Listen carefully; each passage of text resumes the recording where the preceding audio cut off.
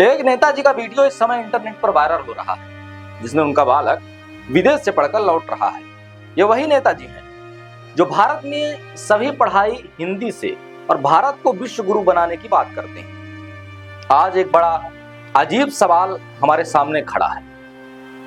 सवाल सिर्फ इतना नहीं है कि मध्य प्रदेश के मंत्री जी का एक वीडियो सोशल मीडिया पर वायरल हो रहा है। सवाल इससे कहीं बड़ा है। सवाल है कि आखिर हमारे देश के नेताओं की शिक्षा व्यवस्था को लेकर सोच क्या है। क्योंकि जब मंच पर नेताजी खड़े होते हैं तो भाषण में सरकारी स्कूल, सरकारी कॉलेज, हिंदी माध्यम, गरीब बच्चों का भविष्य और देश की शिक्षा व्यवस्था सब कुछ बहुत शानदार दिखाई देता है। लेकिन जब बात अपने बच्चों की पढ़ाई की आती है तो अचानक कहानी बदल जाती है। तब वही सरकारी स्कूल, वही सरकारी कॉलेज और वही शिक्षा व्यवस्था शायद इतनी भरोसेमंद नहीं रह जाती और यहीं से कहानी शुरू होती है। जनता से कहा जाता है कि सरकारी स्कूल देश का भविष्य बना रहे हैं, लेकिन अगर भविष्य बनाने की जिम्मेदारी इतनी अच्छी है तो फिर नेताओं के घर का भविष्य उसी व्यवस्था में क्यों नहीं बनता। यह सवाल किसी एक नेताजी से नहीं है, पूरे राजनीतिक और सामाजिक सिस्टम से है। और सबसे मजेदार बात तो यह है कि जिस शिक्षा व्यवस्था की तारीफ करते हुए हमारे नेताजी कहते हैं कि भारत विश्व गुरु बनने जा रहा है, उसी शिक्षा व्यवस्था पर जब अपने बच्चों का नंबर आता है तो शायद विश्व गुरु बनने से पहले बच्चे को विदेश गुरु बनाने की तैयारी शुरू हो जाती है। अब जरा कल्पना कीजिए कि एक नेताजी मंच पर खड़े होकर कह रहे हैं कि भारत की शिक्षा व्यवस्था बहुत शानदार है, हमारे सरकारी स्कूल बहुत अच्छे हैं, हमारे कॉलेज बहुत अच्छा पढ़ाते हैं, हमारे देश में प्रतिभा की कोई कमी नहीं है। और उसी समय उनका बेटा या बेटी विदेश की किसी यूनिवर्सिटी में पढ़ाई कर रही होती है। तो जनता मन ही मन पूछती है कि साहब, भाषण वाला भारत और आपका परिवार वाला भारत अलग अलग क्यों है।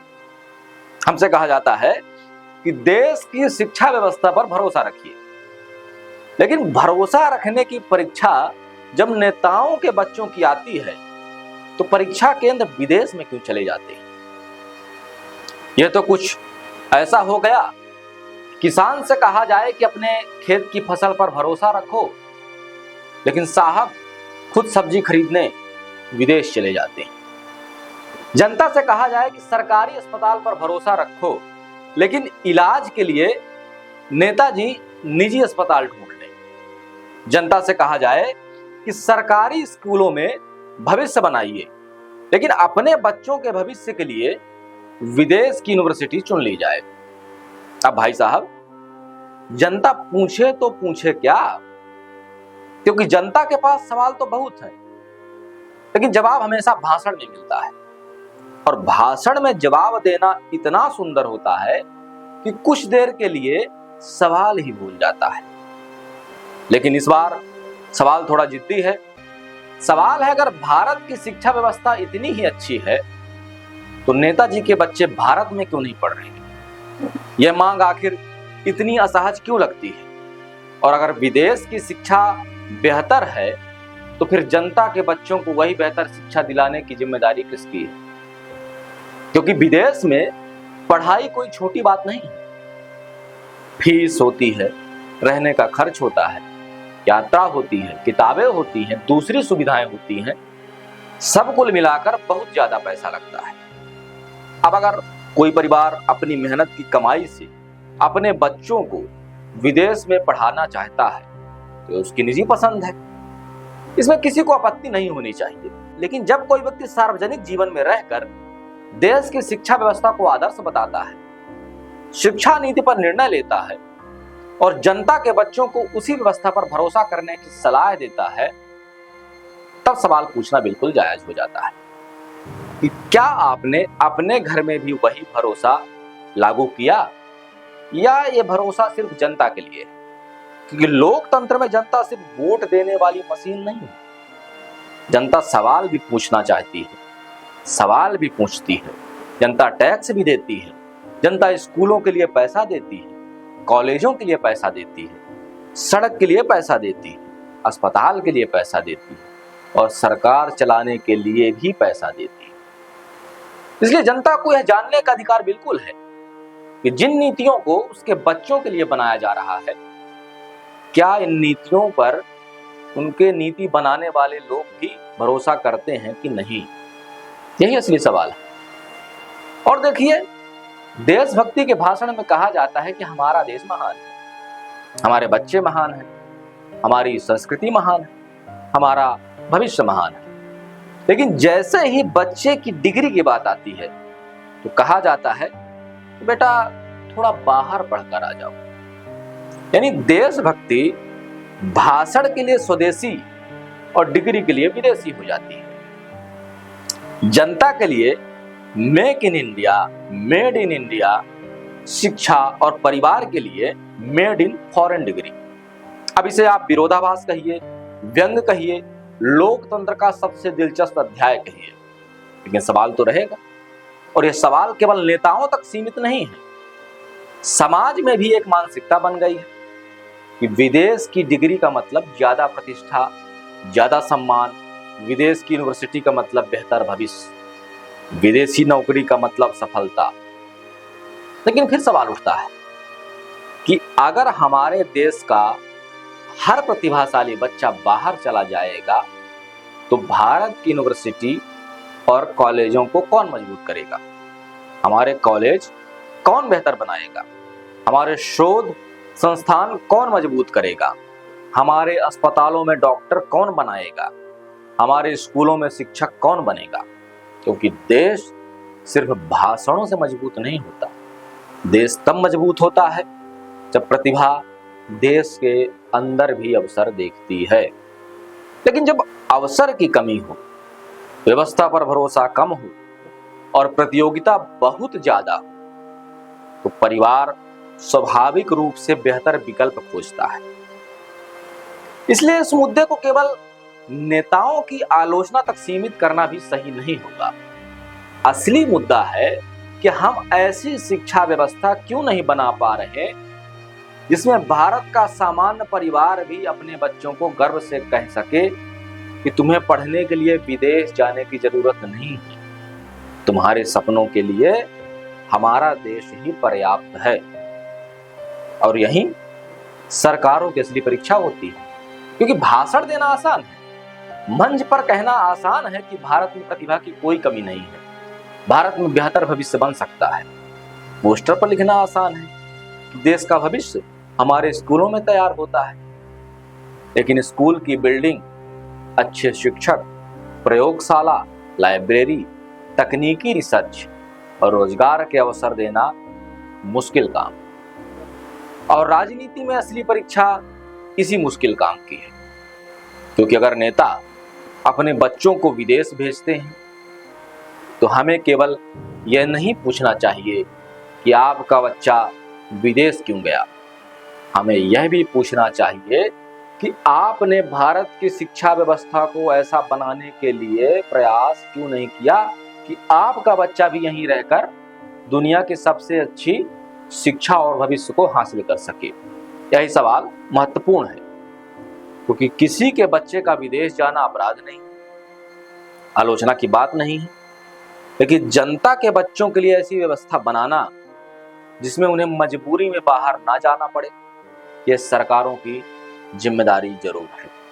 और एक और बात कि चुनाव के समय नेताजी कहते हैं कि हमारा युवा देश की ताकत है।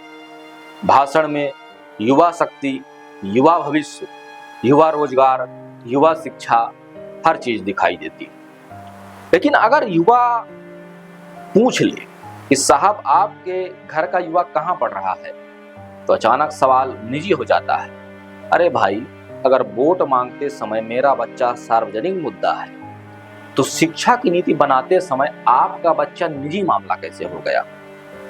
जनता से कहा जाता है कि देश के लिए त्याग करो, लेकिन जनता यह भी पूछ सकती है कि त्याग की शुरुआत हमेशा जनता से ही क्यों होती है? किसान का बेटा खेत में रहे, जवान का बेटा सीमा पर जाए, गरीब का बच्चा सरकारी स्कूल में पढ़े, मध्यम वर्ग का बच्चा प्रतियोगी परीक्षा में बरसों तैयारी करे और नेताजी का बच्चा विदेश की यूनिवर्सिटी में जाकर शानदार करियर बनाए। तो फिर देशभक्ति का पैमाना आखिर किसके लिए है? यह सवाल किसी व्यक्ति को कटघरे में खड़ा करने के लिए नहीं है। यह उस मानसिकता पर सवाल है जिसमें देश के लिए आदर्श कुछ और परिवार के लिए विकल्प कुछ और हो जाते हैं। क्योंकि देशभक्ति सिर्फ झंडा लगाने से नहीं होती, देशभक्ति सिर्फ राष्ट्रगान के समय खड़े होने से नहीं होती, देशभक्ति सिर्फ भाषण देने से भी नहीं होती। देशभक्ति तब दिखाई देती है जब हम उस देश की व्यवस्था को बेहतर बनाने के लिए काम करते हैं जिसमें हम रहते हैं। अगर कोई नेता अपने बच्चों को विदेश में पढ़ाता है तो ठीक है, लेकिन उसी नेता को यह भी सुनिश्चित करना चाहिए कि देश के करोड़ों बच्चों के लिए भारत की शिक्षा व्यवस्था इतनी मजबूत क्यों नहीं हो रही है कि उन्हें अपने सपनों के लिए देश छोड़ना पड़ रहा है। और जनता को भी भावनाओं से ऊपर उठकर सवाल पूछना होगा।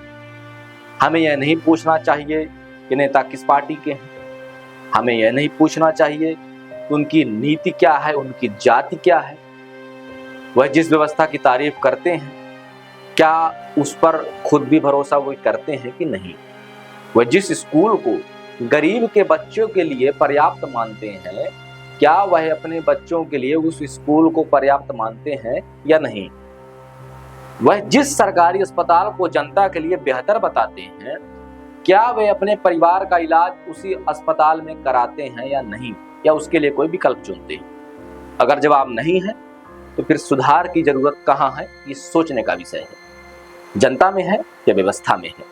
क्योंकि लोकतंत्र में जनता को सिर्फ तालियां बजाने के लिए नहीं बुलाया जाता, जनता को सवाल पूछने के लिए भी बुलाया जाता है।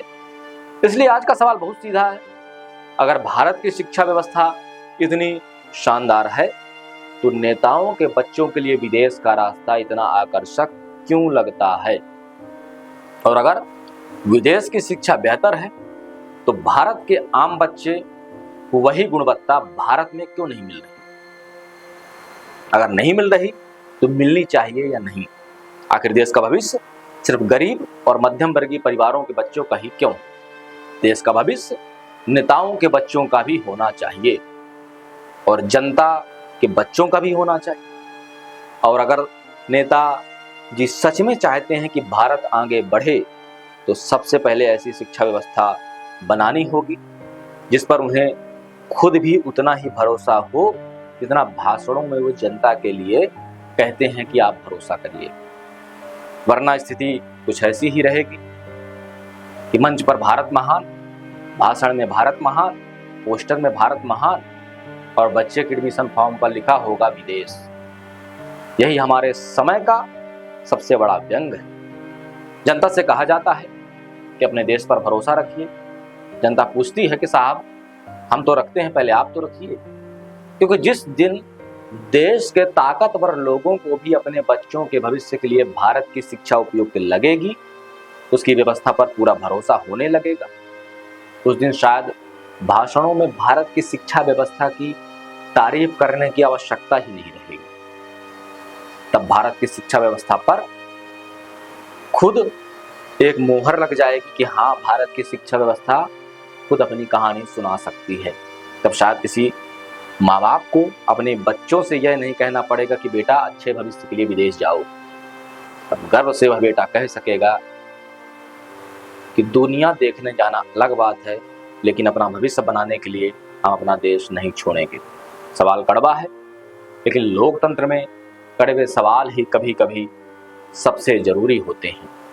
फैसला आपका है, क्या हम सिर्फ नेताओं के भाषण सुनेंगे या उनसे उनके फैसलों का हिसाब भी मांगेंगे?